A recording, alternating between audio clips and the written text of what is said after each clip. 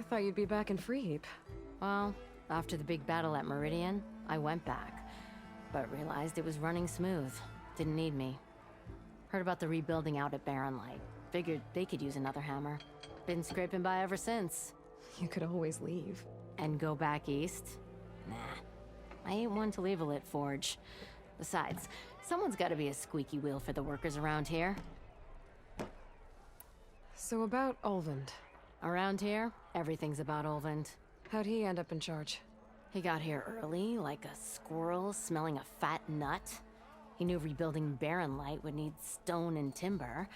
So he jangled purses all over Mainspring, getting investors to front claims on anything in the Daunt that might be worth a damn.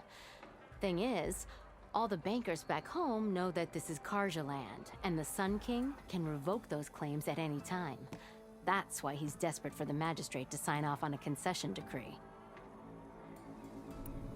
This concession decree, what is it exactly? And how would it help Olvend? It's pig diddle, that's what. A writ that would put all Osram claims in the Daunt under Osram law, even though they're on Karja land. It would mean that any existing ore, stone, and timber claims couldn't be revoked by the Karja. No more risk, no more hesitation for investors back in the claim to pour in the shards and expand their business. And since Olvend has a stake in all those claims, it would make him richer than a scrapper in a junk heap. Not to mention Chainscrape would become an Osram municipality, so he could buy enough votes to call himself an elderman. He's a sly old badger, I'll give him that. Figures if he keeps up the pressure, eventually the magistrate will sign. Well, I have to be going. Thanks for the drink, Petra. I'm glad I stopped by. Anytime, Flamehair.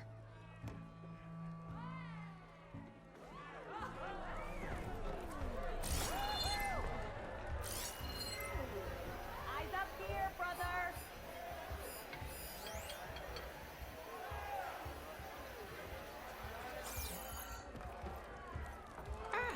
Come to revel in some strike, sister? Let me set the board. I was just passing by. First timer, huh? Don't worry about it. I'll go easy on you. You got any pieces? No. Well, aren't you in luck then? I got an extra set, a Tanakh original, straight out of the Forbidden West. Sit. I'll run you through it in a hot spark. I'll give you something special if you win at all my boards, too.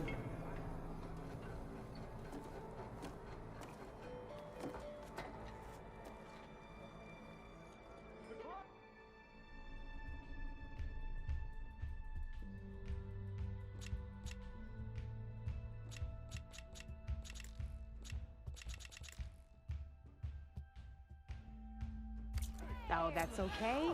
We can always play later.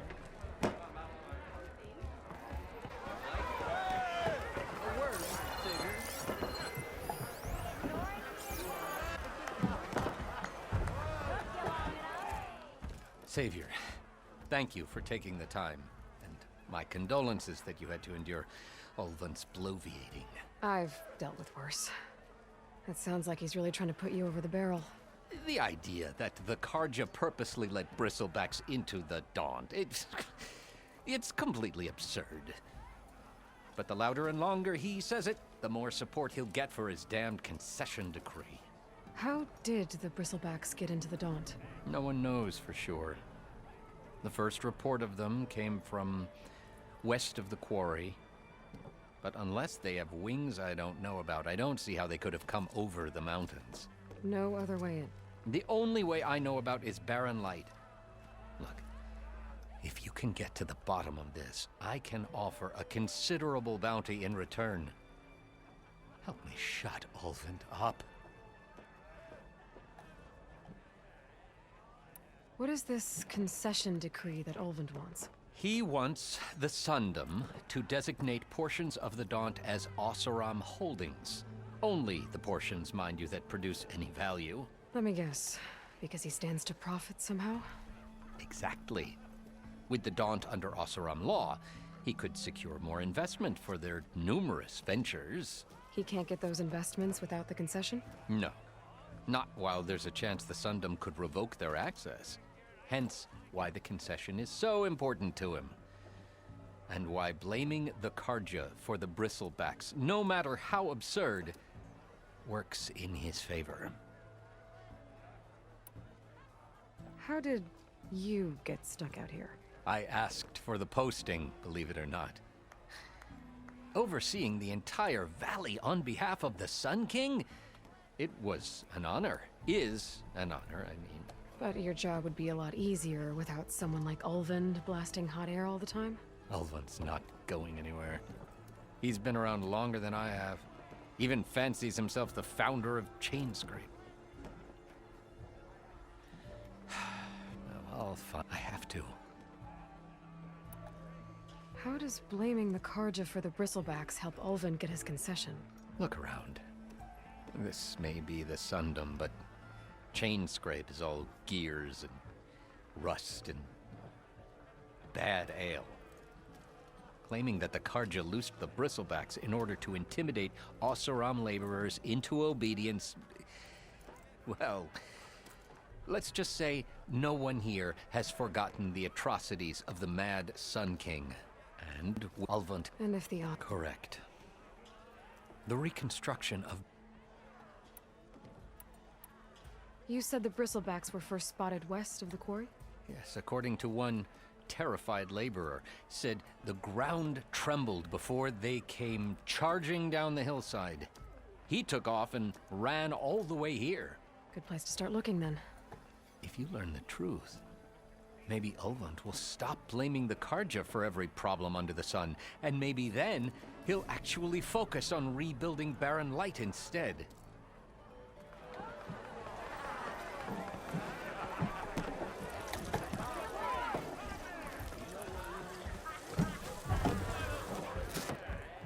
Hey, Milda. I took some of your stew last time I went into the wild. Kept me going for a week. Felt like I could have put a strider in a sleeper hold.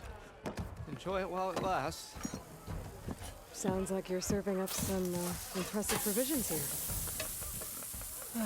Not again. You can have the discount too, but you'll have to come back later. I think you have me confused with someone else. Oven didn't send you?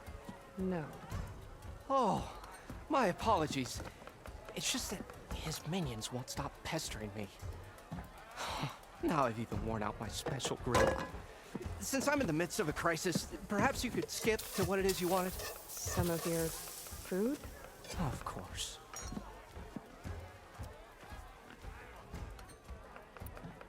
Are Ulvund's people causing you problems? Oh, yeah. They constantly demand my best, but the equipment I need to make my signature dishes isn't built for batch cooking. And don't get me started on the Ulvund discount they feel so entitled to. And if you refuse? I make meals, not trouble. How did you end up in Chainscrape? Where there's a town, there's a tavern. I was in need of work, so I got myself out here and started. Some of these people had never tasted proper board. Anyway, next thing I knew, people kept coming back. How did you end up in... Where there's a anyway. Your last customer mentioned your cooking really kept him going out in the wild. Where I'm headed, I could use some of that. I would be happy to oblige, especially since you have the decency to ask pleasantly. But my special groove griddle is no more. Without it, I can't cook any of my signature dishes. I hate to think what'll happen. Even if I already had the right ingredients, there's nothing I can do. Unless you can source me a temporary replacement? What do you need? For the ingredients, a few pieces of decent wild meat, and I'd say a big handful of bitter leaf stems. That'll do.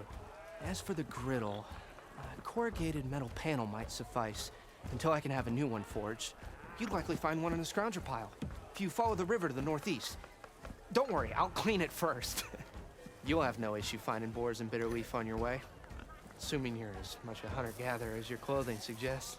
Thanks, Mildiff. I'll keep an eye out. So that's what gratitude sounds like. And don't let anyone push you around, okay? If you say so.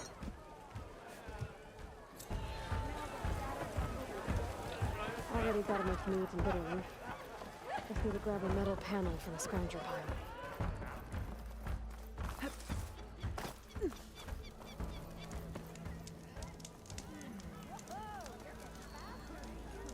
You know what we need? Ira, for the Proper stuff. service. Yes, I did. Don't put that face on.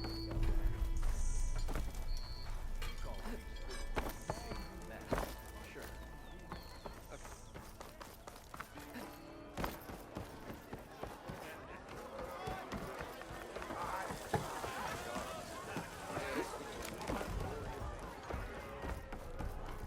Red, welcome back.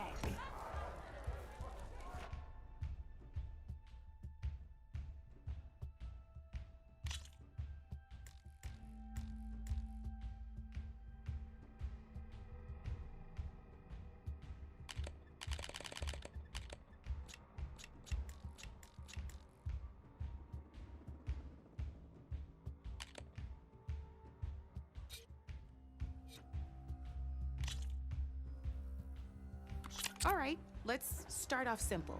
The Tanakh like to say that Machine Strike is a game of pure strategy.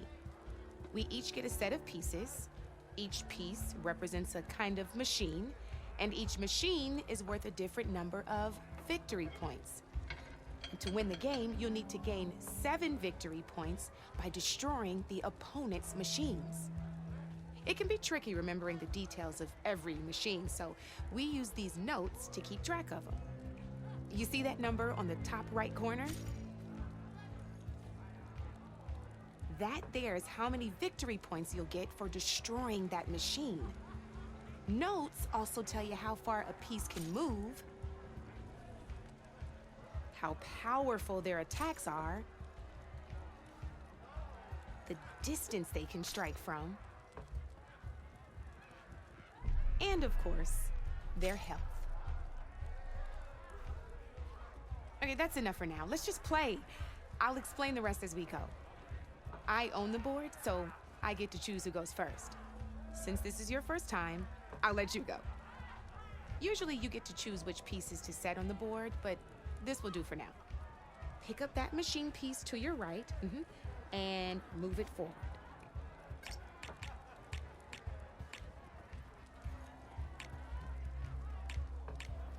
And remember, each machine can only move a certain distance. Take a look at your notes if you need a reminder. Easy enough, huh? Now, you get to move 2 machines each round, so go ahead and pick a second machine. Perfect. There's not much else to do for now, so just end your turn. We're forging onwards. Let me move my pieces here.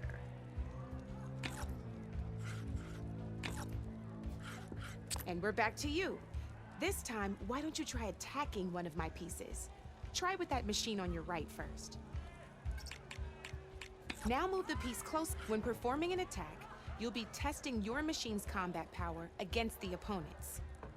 A machine's combat power is a combination of the terrain your machine is standing on and its own attack power. This board only has grassland terrain, which has no effect on a machine's combat power. And your current machine has 2 points of attack power. So in total, your machine's combat power equals 2 points. Since my machine isn't the one attacking, it has 0 points of attack power. And just like your machine, it's not affected by grassland terrain. So right now, the difference in combat power between the 2 machines is 2 points. This means your machine can do 2 points of damage to my machine.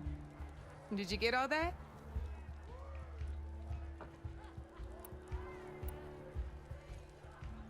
Knew you were a smart one. Finish up by attacking my machine. Not pulling any punches, huh? Now grab that second machine.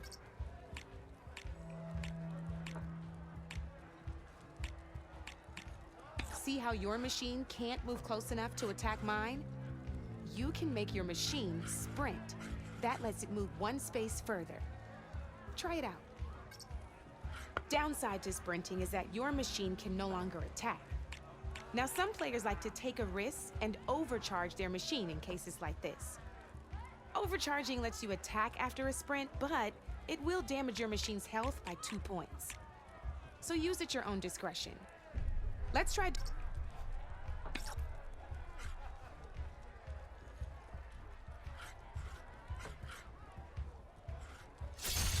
That's about it for your turn, then.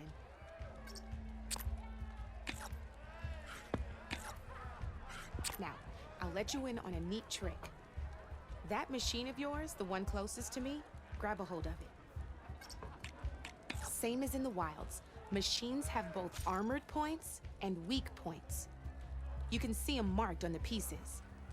Blue shows where their armor is thickest. Hit them there, and you'll do some damage, but not a lot. Now, red shows the machine's weak points. Hit those, and you'll deal a mighty blow. Here, let me show you. Rotate that piece so your machine faces mine.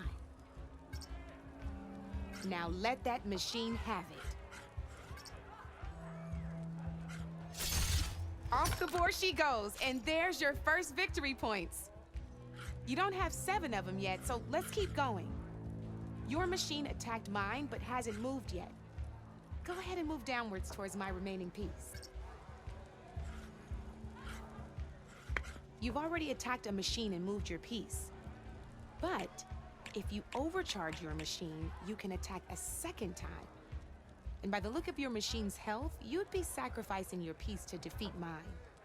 But sometimes that can be a good thing. Overcharge your machine to attack mine. Ain't that a thrill? Now, because your machine was knocked out at the same time as mine, we both get the victory points our machines are worth. Good news is, since you're the one attacking, you're gonna receive your victory points before I do. Which means you can reach the coveted 7 victory points first. That's why sometimes losing a piece can be the best way to end a game in your favor. Now, you'll notice you didn't get quite up to 7 victory points this time, but you did destroy all my pieces. That means you're the winner! That wasn't so hard, was it? Just remember to always check for the best terrain to attack from. You'd be surprised the advantage you can gain over an opponent like that. I know it saved my behind in a game or 2. I'll try and remember that. Oh, before I forget, these are all my spare pieces. I want the Savior of Meridian to have them. It's a small set to be sure, but it should be enough to get you in on any strike games you find out there. You might even fancy looking out for them strike carvers. They've got all kinds of unique pieces that can turn a game in your favor, though they'll need the right materials to craft you one. Or you might find them in the wilds if you're lucky. I know I've lost my fair share of pieces after a night of machine hunting or brew hopping. No need to thank me. Always a pleasure to help out new strike players. Now, if you feel like playing a real game, I've got plenty of other boards. I could even teach you a few more tricks if you're up for it. Thanks. I'll think about it.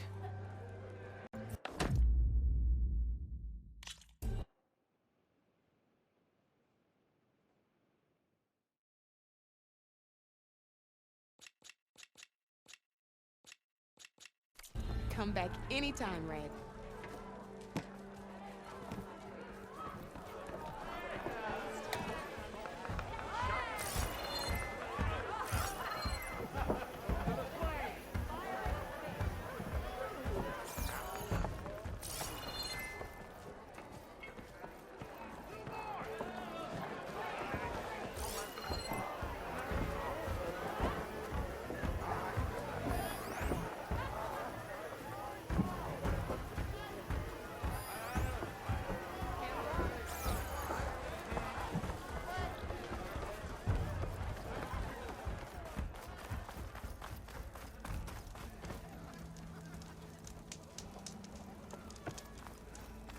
Don't you think I forgot?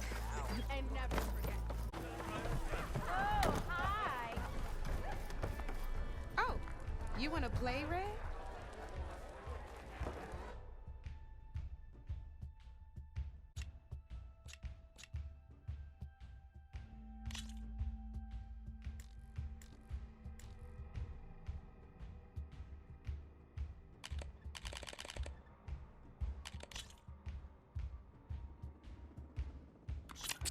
I knew I'd make a strike player out of you yet. How about this time I tell you how to use a board's terrain to your advantage? This one's got all the different terrains you can encounter in a game of Strike. Knowing when and how to use them can mean the difference between victory and defeat. Terrain mainly affects your machine's combat power. As you know, when fighting an opponent's machine, you compare its combat power to yours. The higher your machine's combat power, the more damage you can do.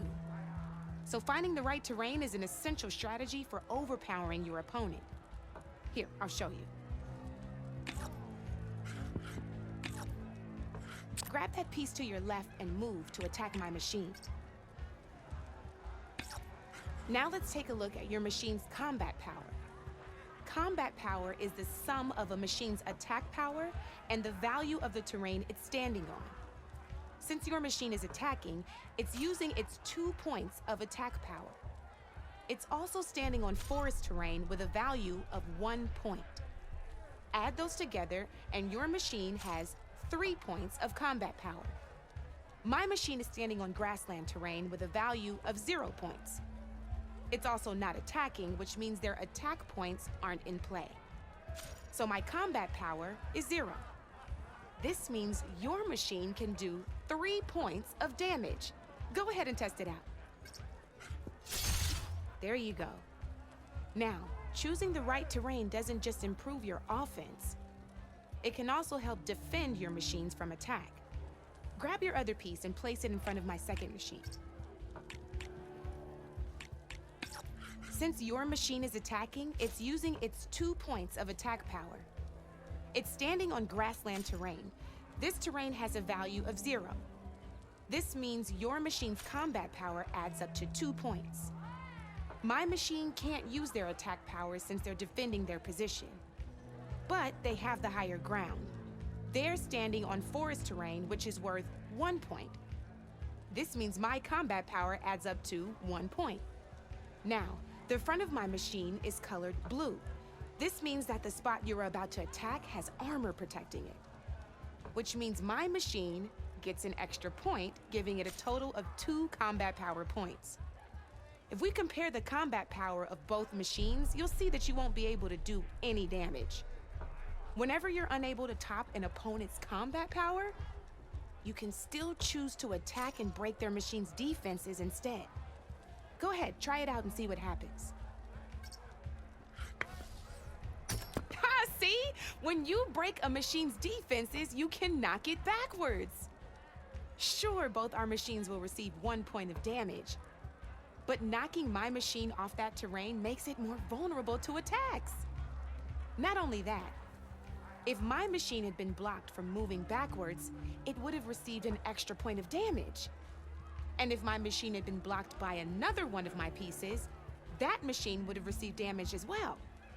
That's why breaking a machine's defenses is a great way to deal damage to several pieces at once. Useful, right? Okay, now go ahead and end your turn. There's still one more thing I want to show you. All right, as we've seen, the higher the terrain, the more it'll add to your machine's combat power. However, there are 2 other terrains that work a little differently. This is what we call a chasm. Only flying machines can be placed on those. But it'll take away 2 combat points if you do, so be wary. This is marsh terrain. Landing on it will take away 1 combat power point from most machines. It'll also keep your machine from moving for the rest of the turn. Here, let me show you. Grab that machine on your left. See? All you can do now is wait for your next turn to move again.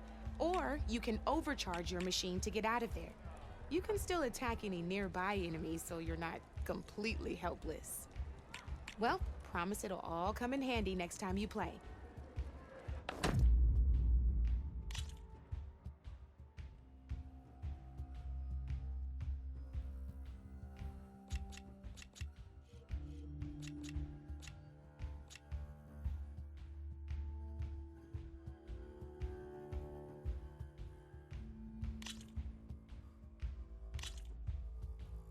Here for more tips? Why don't I tell you a bit more about the pieces we used to play? In a normal game, you get to choose which machines you place on the board. Each one is worth a certain number of setup points, and you can spend up to 10 assembling your army. Knowing what each machine brings to the game and building an army that matches your strategy is the key to becoming a machine strike master. When assembling your army, there are a few things to keep in mind. First and foremost, you can never have more than 4 of the same machine on the board at the same time.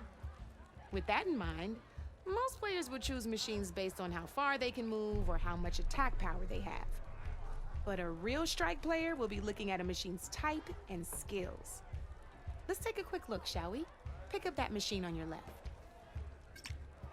All right, let's talk about the different ways in which a machine attacks its opponents.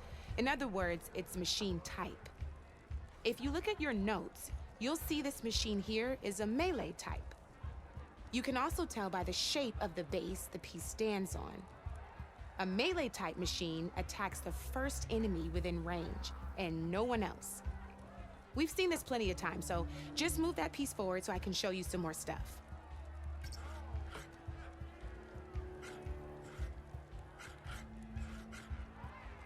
Great, now grab your other machine.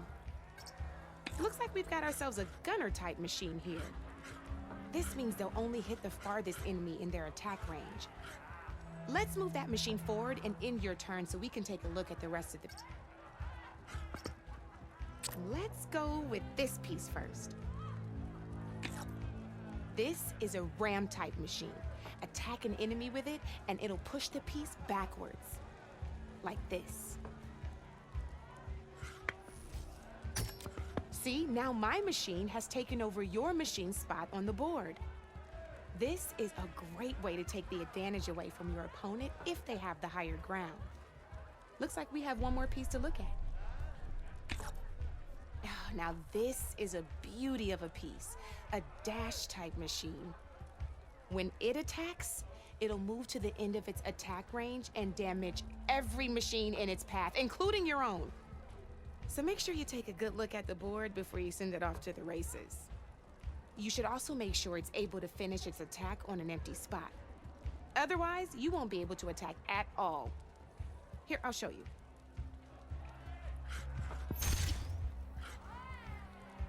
Look, it even rotated your piece. A nifty little piece you'll definitely want in your set. If you look at your notes, you'll notice this particular machine has one of the skills I mentioned before. There's quite a few of those, and we haven't even looked at all the machine types yet. But I'm pretty sure you've got more important things to do, so I made you a list. It's got all the tips and tricks we talked about, too. I think that about does it for now, so if you want to play a real game, just let me know.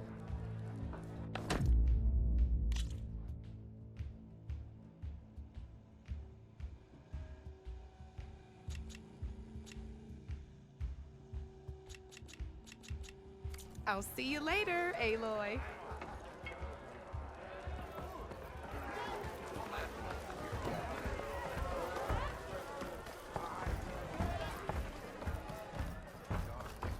Why else would one leave the glory of Main Street? Lord.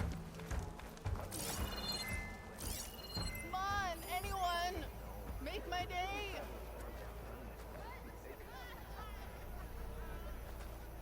Being so vague, you chump.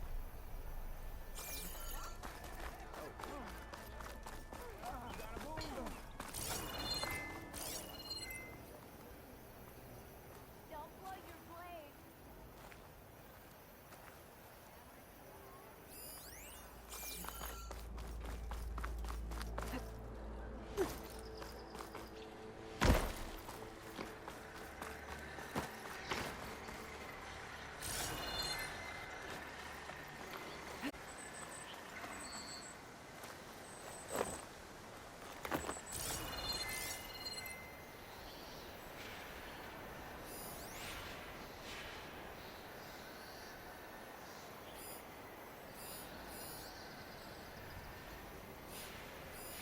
I've never seen crystals like these before.